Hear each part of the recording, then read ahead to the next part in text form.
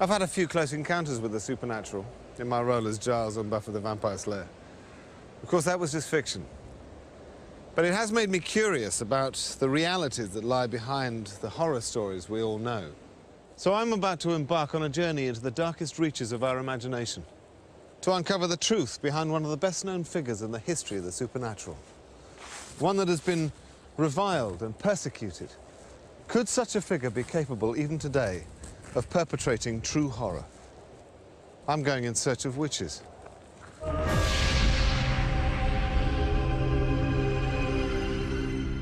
Every fairy story seems to have a witch in it somewhere. Children through the ages have been frightened by cackling hags, riding broomsticks, ready to wave a wand, weave a spell, transform them into a toad. 300 years ago, people were so fearful of witchcraft that thousands of women, men and children were tried as witches and burned at the stake. That was then. What about now?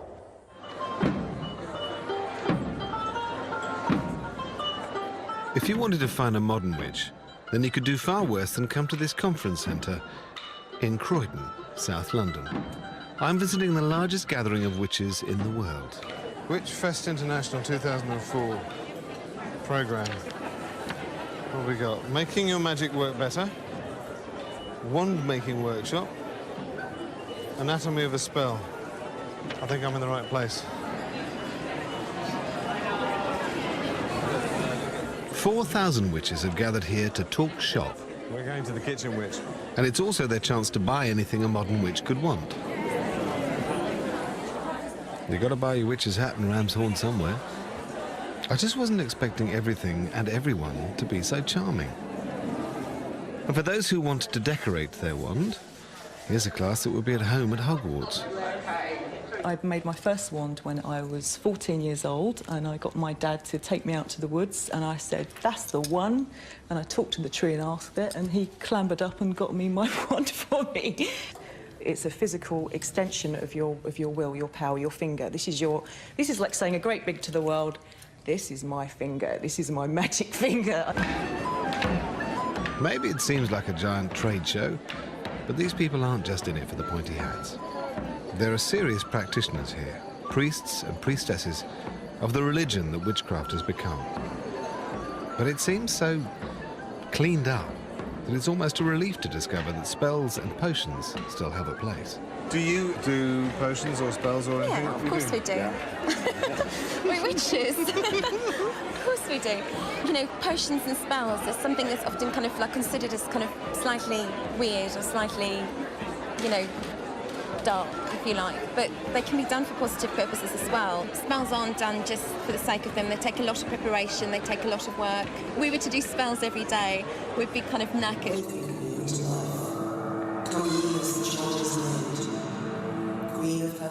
Although the witchcraft practiced here has turned its back on the dark side, throughout history, there's always been an association with evil. And it's one that hasn't gone away. On the morning of the 21st of September 2001, here on this beach, the Thames River Police made an extremely disturbing discovery.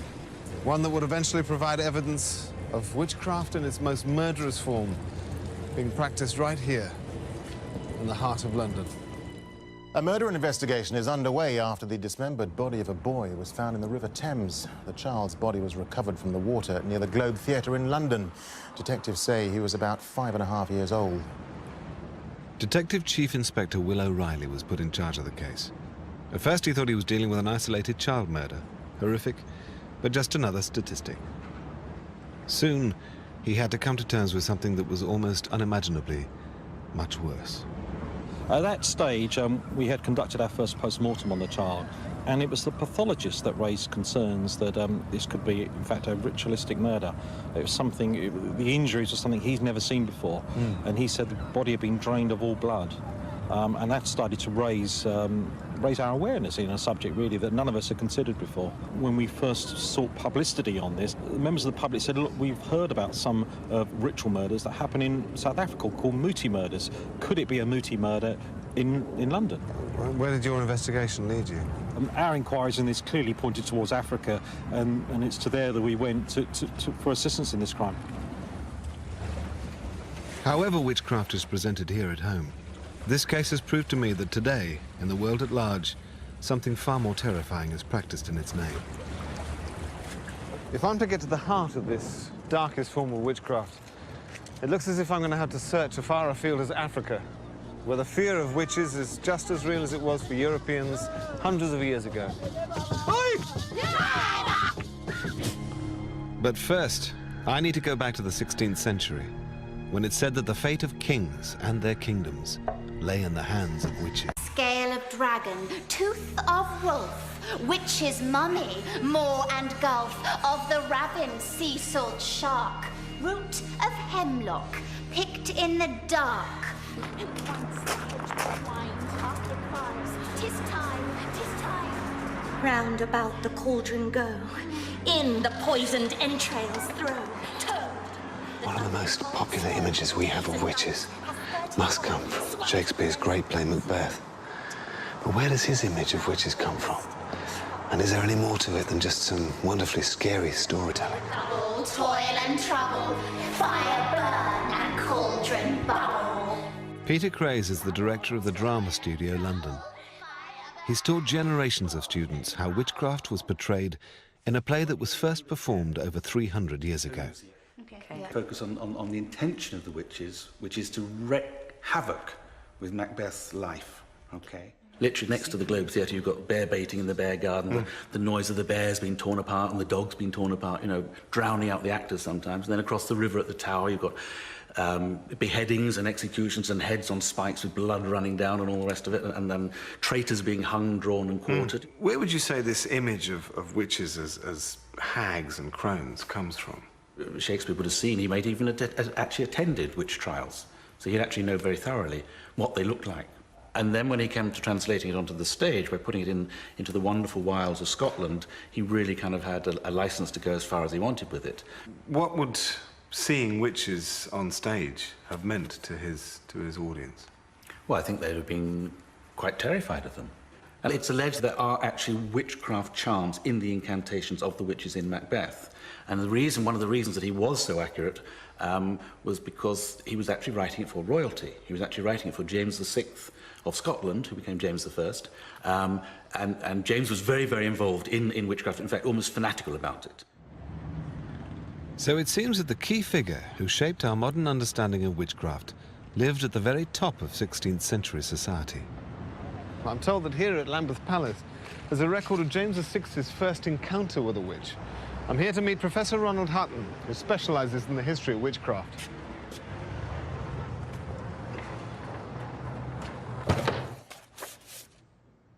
This book is a sexed-up government dossier. It's the official record, and you can see it just inside the title page.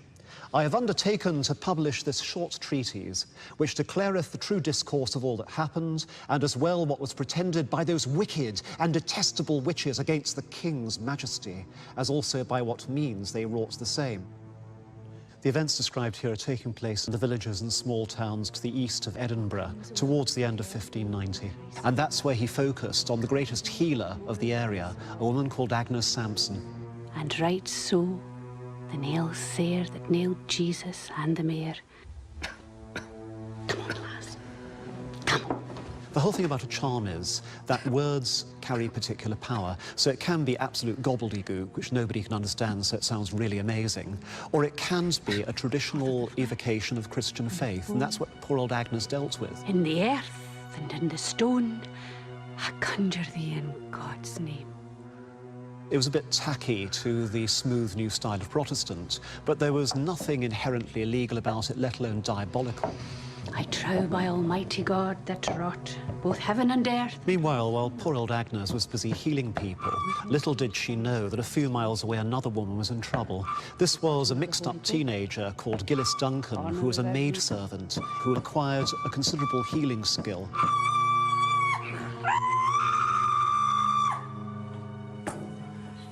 Her master had her tortured, and the poor lassie went and said she'd given her soul and body to the devil, and she began to name other women in the neighbourhood as bigger and better witches than herself.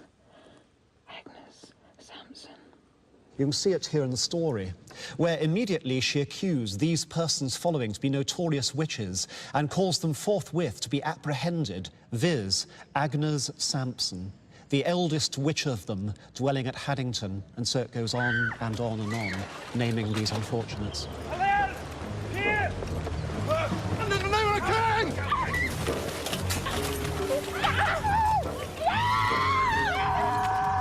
The author of this book is almost certainly a minister from the area in which the witches had lived, called James Carmichael, and he managed to get the king interested in taking up the trial personally of a group of hitherto harmless healers and tying them into a huge diabolic plot by Satan himself to kill the king.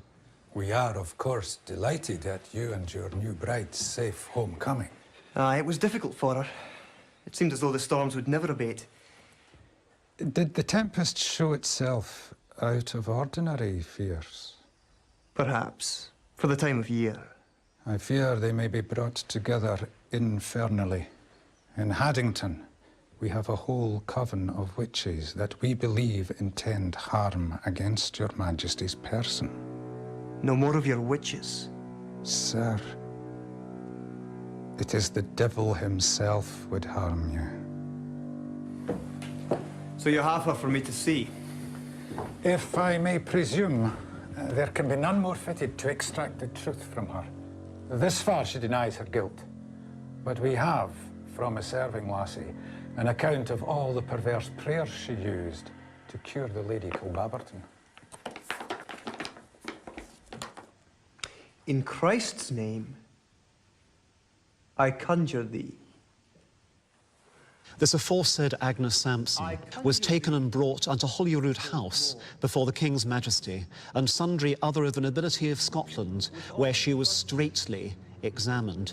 Straitly means strictly, rigorously. Look at me! You did say these things, did you not? These are your words. By Christ's name, what did you conjure? Answer me!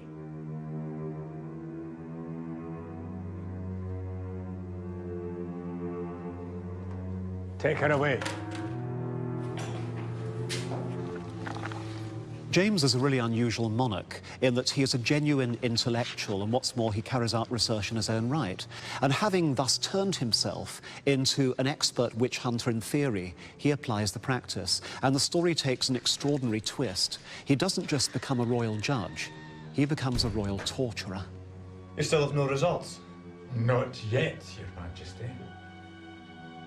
Apply the screws more. It'll bring the devil to her tongue.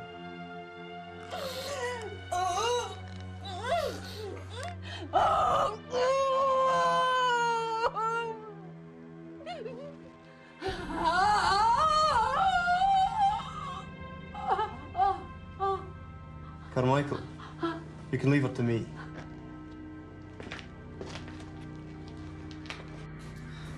Or doth the devil choose to mark you there? What the king is looking for is the witch's mark.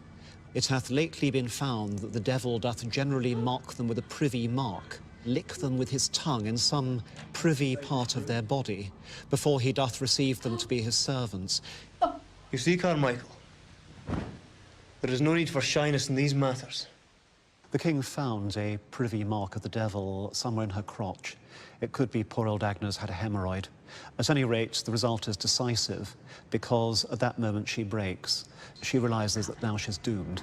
200 witches we travelled to the sea. Where? North Berwick. And we were dancing. Aye, come here, ye over here. Come here, ye go. Let her up. Come here, ye go, me. Come. Oh, come here, ye go. Here. Here. Come. And then the devil came to your kirk and he lifted up his gown and we all kissed his arse, every one of us. And he did say the most ungodly exhortations against his greatest enemy. And his reason, that that the King of Scotland was his greatest enemy in the world. You're a liar, woman.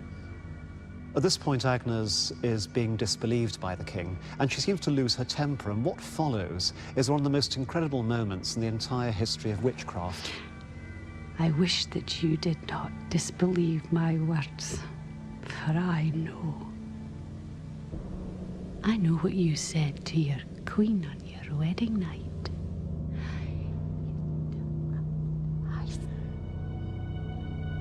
It is proved.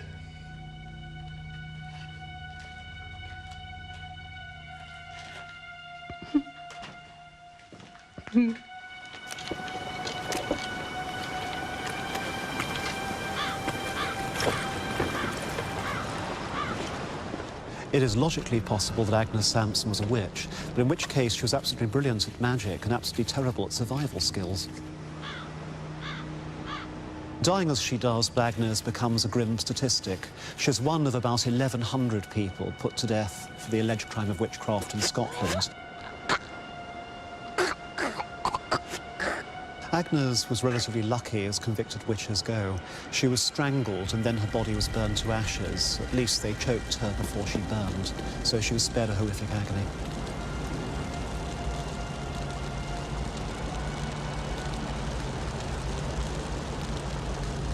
James goes straight on from this experience to become one of the key European authors on witchcraft, a boffin.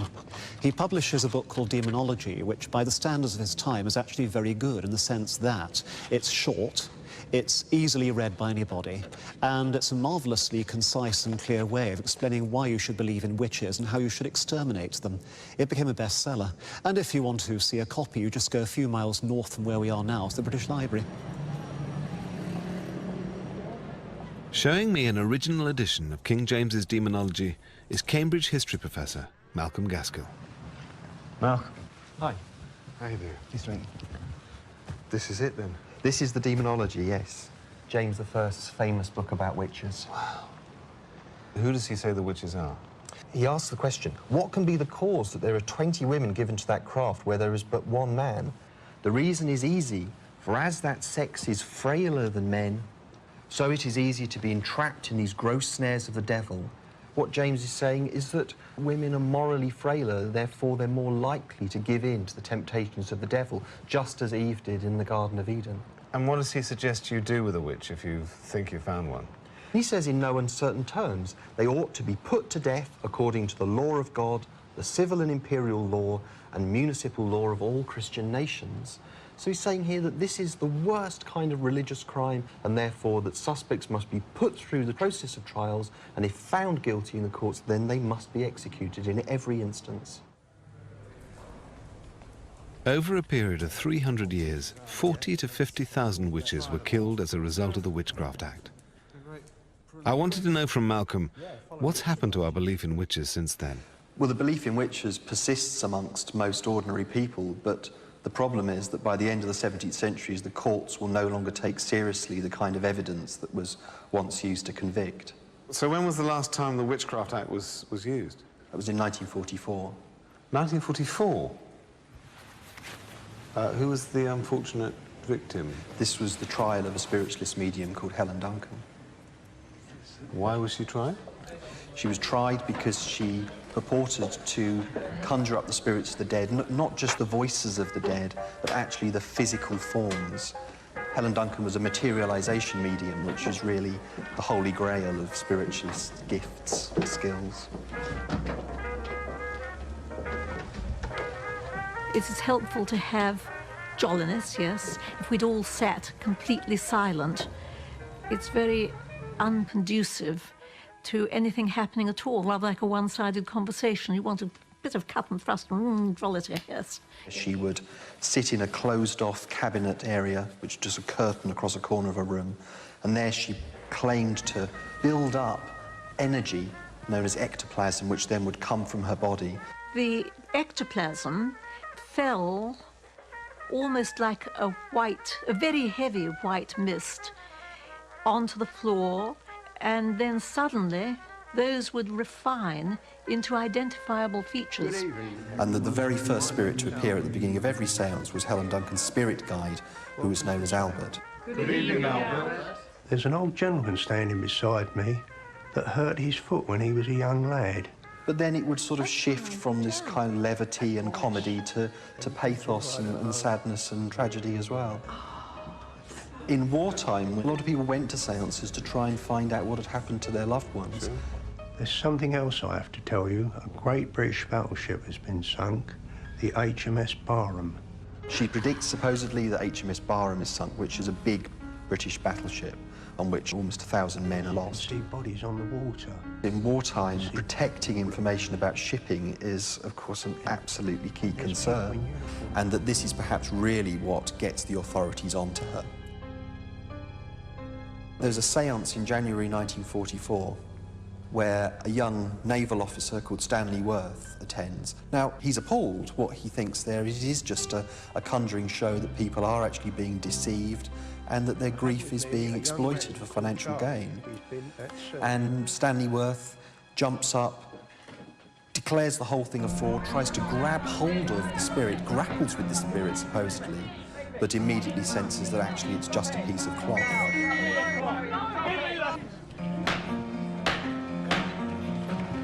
When it came to charging Duncan, the authorities tried to ensure a conviction by dusting off an act that had been passed 200 years earlier. Contrary to Section 4 of the Witchcraft Act of 1735. Are you guilty or not guilty? No guilty. Be seated, please. The Witchcraft Act means, really, that Helen Duncan can't ever be innocent, because the Witchcraft Act says that it is illegal to attempt to conjure spirits. On the prosecution side, there are very few witnesses, really, but you only really need one, and that is Stanley Worth.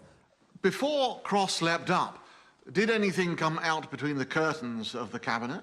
Yes, the white shrouded figure stood there between the curtains. Then what happened?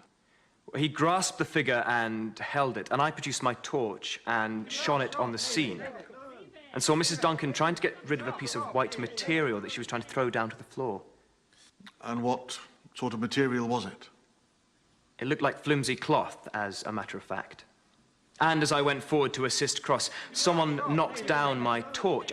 As I brought it back to the scene, somebody pulled the cloth into the audience out of Cross's hand, who was trying to grasp it. What happened after that? I saw Mrs. Duncan standing there in her bare feet, bending down trying to put her shoes on. She was not in a trance. And soon after that, she started screaming and yelling that she was ill and wanted a doctor. And there was quite a pandemonium at the time. If you thought Mrs. Duncan was creating illusions in some way or another, had you a theory as to the method used by her for the purpose of perpetrating this fraud? Well, I could think of several ways, sir. Could you think of anything else other than Mrs. Duncan playing bogey, bogey with the sheet over her head? That is what you really thought, is it not? Something along those lines, sir. Could you think of anything else? I think that Loseby, the defence barrister, I think he thinks he's doing rather well, because he's persuading the court, he thinks, that Mrs. Duncan is absolutely genuine and this will get her off. Mrs. Duncan playing bogey, bogey with a sheet over her head? Yes, sir. That and no more? Oh, that is all. Members of the jury, do you find the prisoner, Helen Duncan, guilty or not guilty for conspiracy to contravene the Witchcraft Act? Guilty, sir. She breaks down the court and she says, I've never heard so many lies in my life, and she's taken down.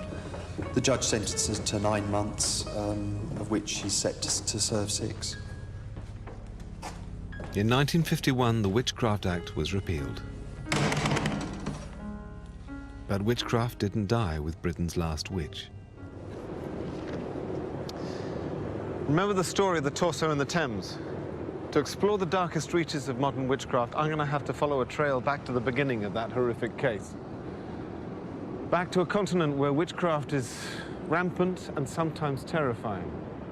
I'm going to travel to one of the darkest regions of the world, into the minds of the Muti murderers of Africa.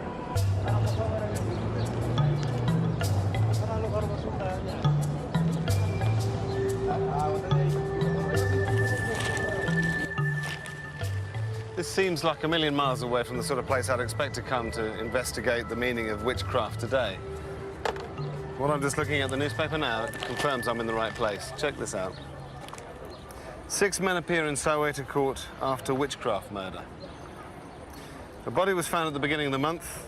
He had apparently been shot in the head several times before his chest was ripped open and heart, lungs and intestines torn out and genitals cut away. That's why when the Met Police discovered the torso in the Thames, they came here to Pretoria in South Africa to talk to the most unusual police unit in the world, one designed solely to investigate crimes of the occult. In the suburbs of Pretoria lives the man who founded that unit. He has first-hand experience of the horrors for which witchcraft is responsible. Dr. Kobus Jonker. Yes. Pleased to meet you. Nice to meet you. Can I call you Kobus? Yeah. Kobus Jonker has devoted the past 20 years of his life to tracking down crimes associated with witchcraft. He began investigating what appeared to be simple murders, but it didn't take long to realize that the practice of witchcraft was behind some of his more gruesome discoveries. What evidence have you seen that witchcraft is real and present in Africa today? I know many people don't believe in witchcraft, our white folk especially. But I can assure you that witchcraft is a reality. To give you an example, we stopped a bus in KwaZulu-Natal, in Durban, just outside of Durban. And a guy got out of the bus and he had a bag, plastic bag in his right hand. So when I said, no, I want to see what's in this bag, he was just normal, the guy. He didn't have nerves at that time. So it was his sister's son's head in there, of 12 years old. He chopped off his nephew's head. One section of our black communities where black witchcraft plays a role, where we have to use human remains or parts for medicine purposes, for putting, for example, placing a curse on someone. We have to use human parts for doing that. When the guys from the Met came here with their pictures of the torso from the Thames, what alerted you to the fact that it might be witchcraft? I would say if you look at the wounds of the body, that's what I usually look at first. The way, the clean cut of the body parts and the way it's been cut showed and pointed towards that this was a medicine Muti killing. What is Muti? Muti is another name describing medicine, or a concoction of medicine that's been mixed up with some sort of herb. If I want to find out more about Muti, where should I go? I think your best place would be on the Muti market down in KwaZulu-Natal in Durban area.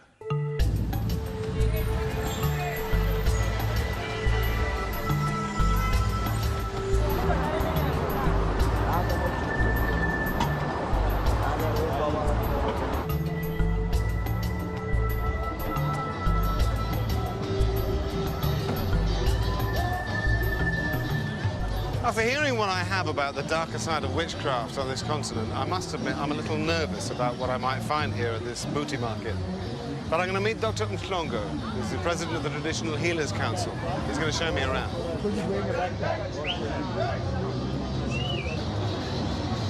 In 16th century Scotland, Agnes Sampson, the healer who died as a witch, had her own herbs and potions. But she could only dream of a place like this.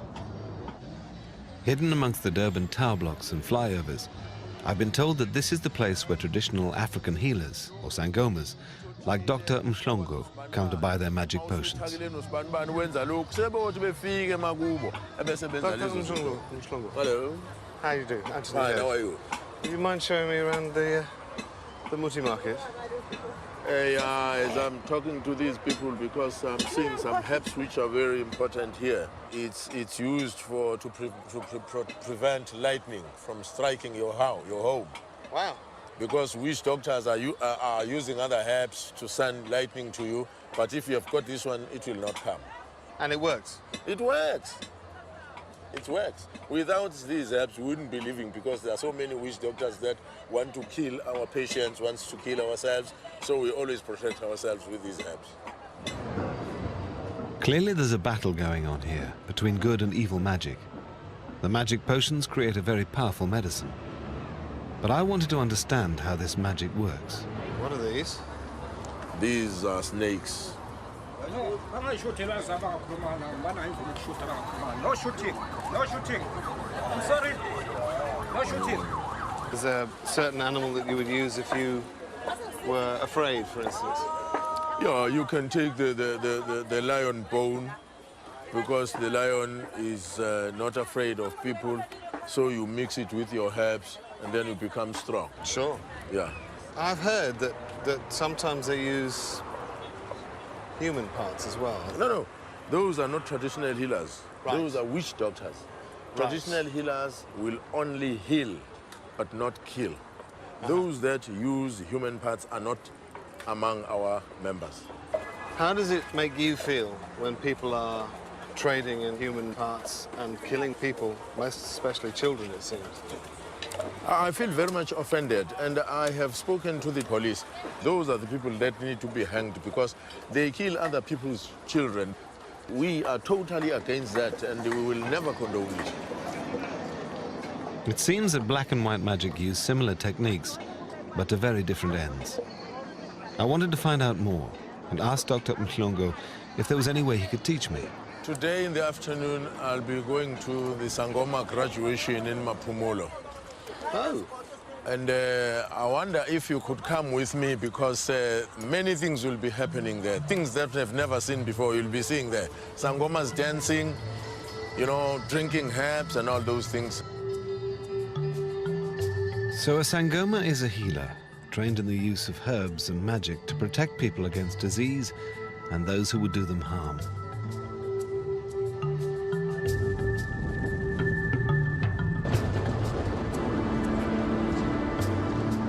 This journey's taken me 50 miles outside of Durban, into the Zulu heartland.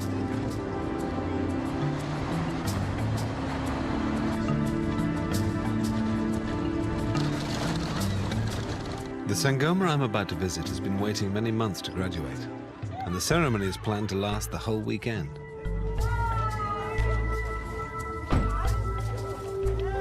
I've never seen anything like this. I've no idea what to expect. It's an extraordinary mix. I've turned up early, so they're all still getting ready. And it's so cool.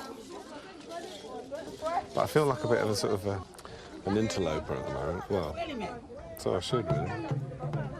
Kind of the odd one out.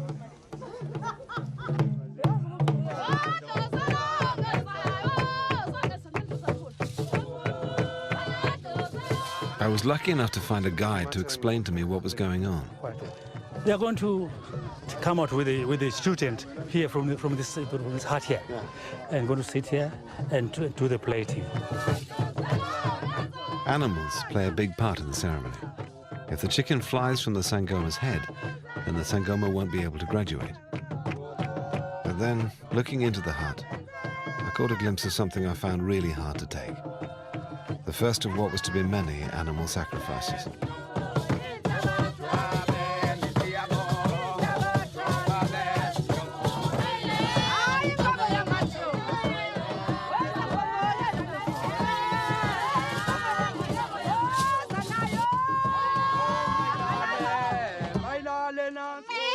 I was feeling increasingly uncomfortable. But it seemed that the Sangomas felt the sacrifices were part of the power of the magic.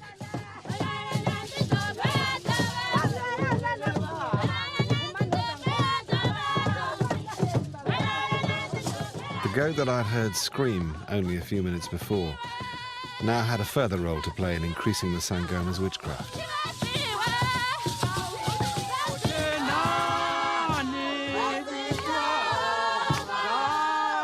Why are they cutting the lamb skin, the goat skin? The skin, I think they are making the bangles. The graduator will have these bangles here and a crossover here. They have the belief that the ancestors sit here. The seat of the ancestors is at the shoulders. So whenever someone comes to prophesy, she takes the energy, puts it over, so that they find them at the closest, not far away. Excellent. The ceremonies depicting death and rebirth also include elements of physical ordeal. Here the Sangoma has to drink the bile of the sacrificed goat.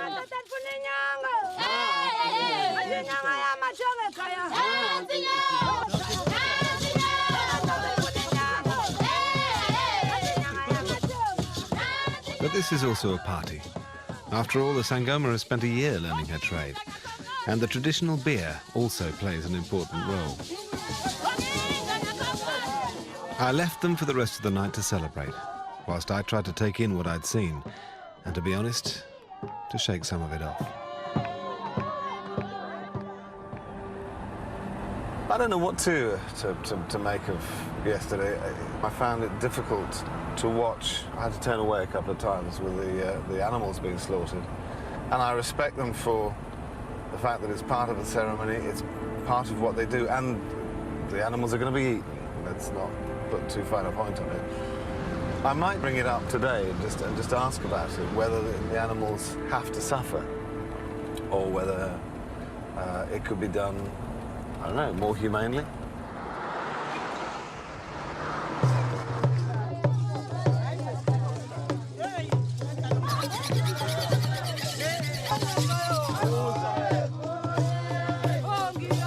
Watching the ceremony, I was concerned about the animals.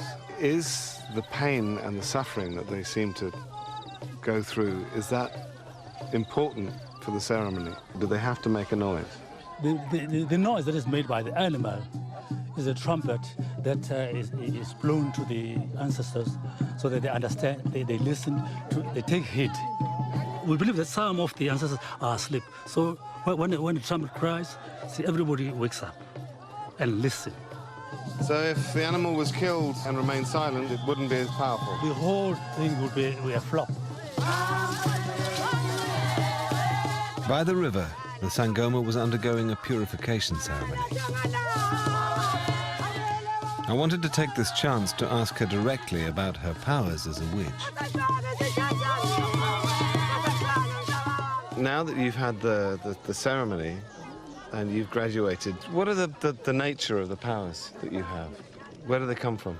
Aphuma kobabamkhulu amandla amokwelapha. Ibona bangitshelayo ukuthi umuntu uphethwe isifo sini. Ebese benginika ikhambi lokumelapha. Would you have to protect anybody from someone trying to do evil to them? Yebo ngingakwazi. Even from another witch doctor? Yebo ngingakwazi ukumvikela ma efika abantu bakithi bengikhombisa ukuthi kukhona abamphosa kabi, ngingakwazi ukumvikela ukuthi leyo nto abamphosa ngayo ingakwazi ukumngena aphile abe nempilo. Thank you, and I think you're needed. Thank you.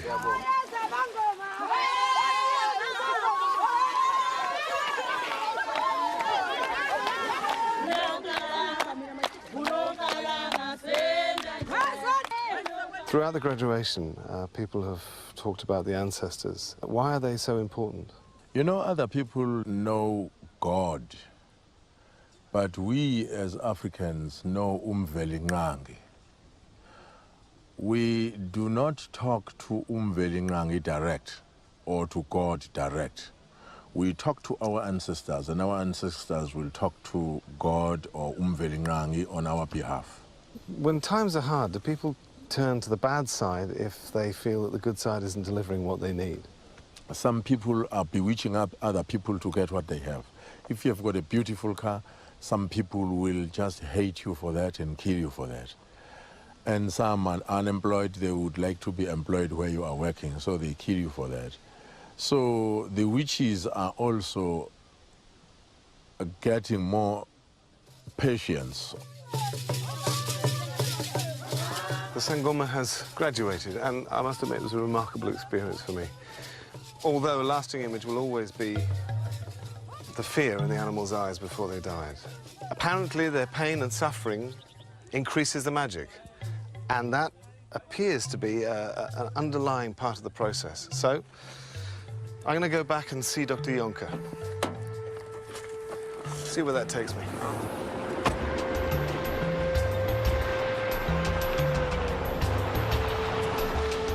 From my journey so far, I've begun to see that there must be parallels between how the Sangoma and the witch doctors create their powerful magic. Dr. Juncker has first-hand experience of the dark side, and I needed to find out more. Many Sangomas, after they've been arrested for serious crimes, that they said that they lost their powers, their medicine doesn't work good anymore, and now they have to go to the other side, to the darker side, and that's where they start to use human remains. There are specific uses for different parts of the body? Yes, they have specific uses. The tongue, they use that for you to speak much fluently in your own language. Virility, of course, there's certain parts of the woman's vagina that they use. The eyes for better sight. Good grief. I've got a voodoo doll here as well, with a needle still in it. Oh. And on many occasions you will also be finding that some of the fat that's been used are also human fat. Oh. So it's very gory, most of the stuff. So these things do work. And the medicine is stronger if they're using... The human parts.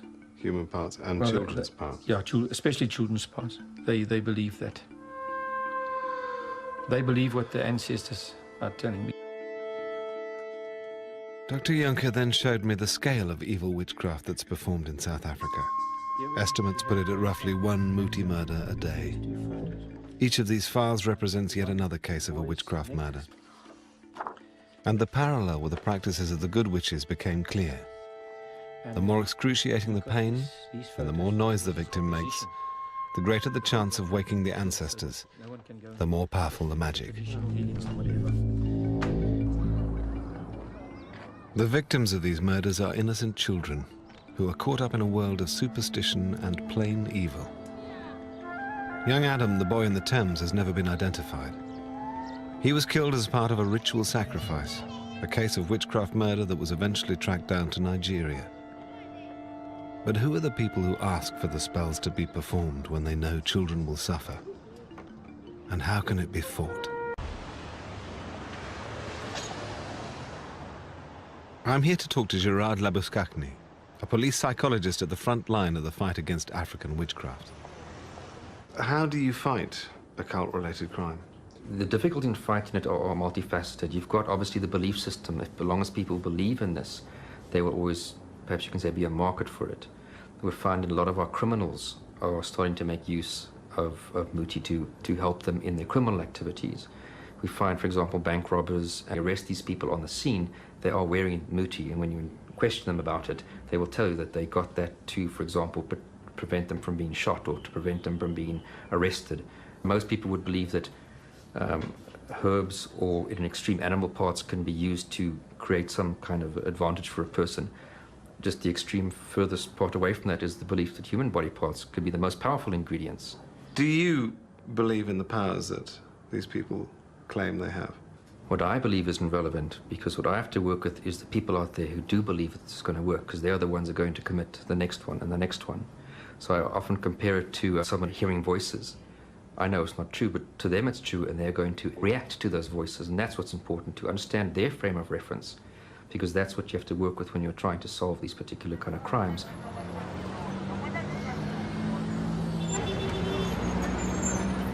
The people murdered to create the powerful magic aren't the only innocent victims of witchcraft. In its search for the culprits in a Muti murder, as in Europe 300 years ago, it doesn't take long for the mob to turn on any unpopular person. This recent news report is from the north of South Africa. A traditional healer has been accused by his community of murdering a young boy. The animals. The police regularly deal with lynch mobs who enact their own justice on those they feel are responsible for their ills. The witch hunts of today in Africa and those that took place here in Scotland 300 years ago seem like a long, long way away, in place and in time. For us in the modern Western world, witches are no longer a part of our lives, or so we might think. But it only takes something unspeakable, inexplicable to happen for us to rekindle our belief in witchcraft. When any gruesome murder or horrific act against a child is uncovered, even now, many people still attribute it to the evils of Satanism or witchcraft. Throughout history, witches have been figures of fear. Many innocent people have become victims of irrational superstition. Outsiders falsely accused of doing the devil's work. In fact, many witches were just practitioners of alternative medicines and religion. But what I wasn't expecting to find was that now, today, there are some witches who really are doing the devil's work. In some parts of the world, the belief in witchcraft has so corrupted men's minds that hundreds of people, many of them children, are dying in a pursuit of a myth of magic. It's a troubling reminder that